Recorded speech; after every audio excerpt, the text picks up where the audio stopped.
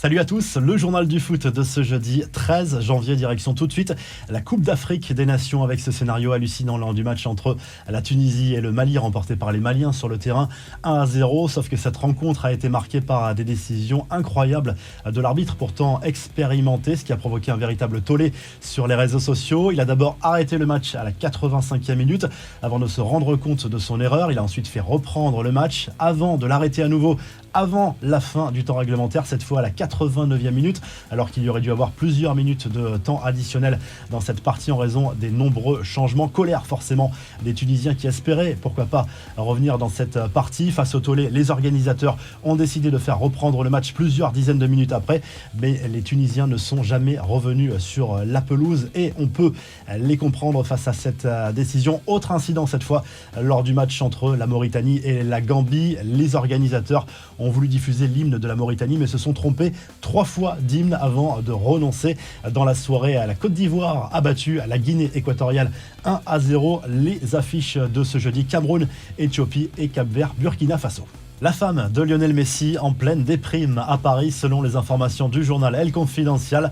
L'épouse de la star du Paris Saint-Germain ne se ferait pas à la vie parisienne, elle serait même plutôt malheureuse. Le temps, le froid, la barrière de la langue et l'adaptation parfois difficile forcément pour les enfants y ferait beaucoup, et Antonella ferait même pression sur son mari pour revenir à Barcelone, sauf que c'est clairement impossible. Le Barça n'a pas les moyens de faire revenir son ancien numéro 10 et en plus Messi a un contrat jusqu'en 2023 avec une année supplémentaire dans la capitale française.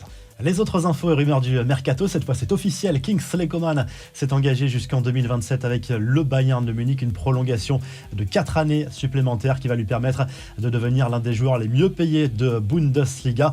Du côté de la Juve, on veut absolument se renforcer et notamment préparer l'éventuel départ d'Arthur vers la Première Ligue, lui qui est convoité par Arsenal. La vieille dame s'intéresse au Lyonnais Bruno Guimaraes, mais Lyon est très gourmand dans ce dossier et réclame 50 millions d'euros à la Juve qui pense aussi à Pierre-Emerick Aubameyang pour renforcer le secteur offensif. Le coup de gueule également de Laurent Koscielny contre son président qui ne compte plus sur lui désormais cette saison. Il veut, lui, rester à Bordeaux et l'a fait savoir. Il veut aider le club absolument à tenter de se maintenir en Ligue 1 et par ailleurs, Gérard Lopez a confirmé Vladimir Petkovic à son poste d'entraîneur jusqu'à la fin de la saison. Les infos en bref, le Paris Saint-Germain a finalement choisi de reporter, voire d'annuler sa tournée hivernale prévue initialement au Qatar du 16 au 20 janvier. Le club parisien devait s'envoler samedi après son match de Ligue 1 contre Brest, mais le programme est chamboulé principalement à cause du Covid. Les confidences de Didier Deschamps sur France 5, le sélectionneur des Bleus a parlé du devoir d'exemplarité à avoir lorsqu'on évolue en équipe de France. Jouer pour l'équipe de France, c'est magnifique. Si l'objectif individuel passe au-dessus, ce n'est pas possible. En contrepartie, je suis prêt à tout pour défendre mes joueurs, a lâché le sélectionneur de l'équipe de France qui estime que ces joueurs doivent être un exemple pour la nouvelle génération. La revue de presse en file en Angleterre où le Daily Express Sport revient sur la qualification de Chelsea pour la finale de la League Cup aux dépens de Tottenham. Victoire 1-0 des Blues lors de cette demi-finale retour. C'est Rudiger qui a marqué l'unique but de la rencontre. Dans l'autre demi-finale, c'est le match aller cette fois.